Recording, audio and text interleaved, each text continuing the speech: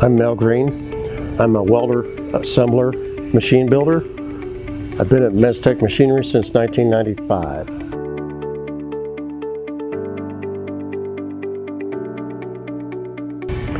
American manufacturing to us here in this plant is Iowa-based, good, honest, hard work every day, getting it done right.